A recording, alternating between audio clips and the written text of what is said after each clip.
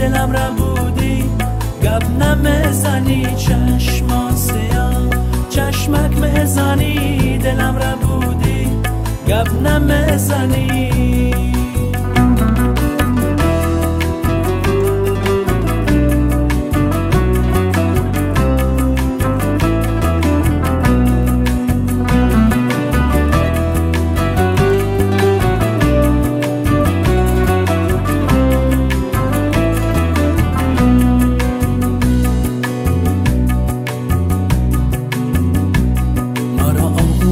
از بار خدا کن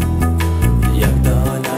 من جانانه من دلم را خانه از درد و بلا کن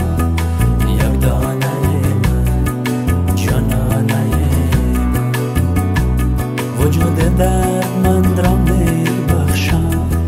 یک دانه من جانانه من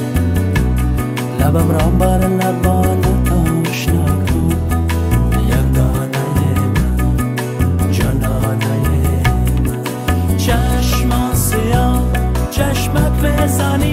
دلم را بودی گپ نمیزنی چشما سیاه چشمک میزنی دلم را بودی گپ نمیزنی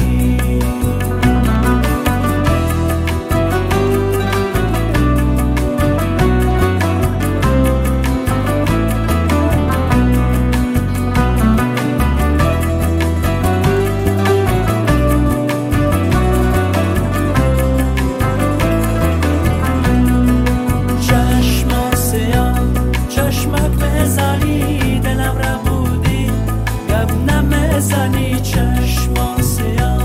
چشمک میزنی دلم را بودی گپ نمیزنی چشما سیاه چشمک میزنی دلم را بودی گپ نمیزنی چشما سیاه چشمک میزنی دلم را بودی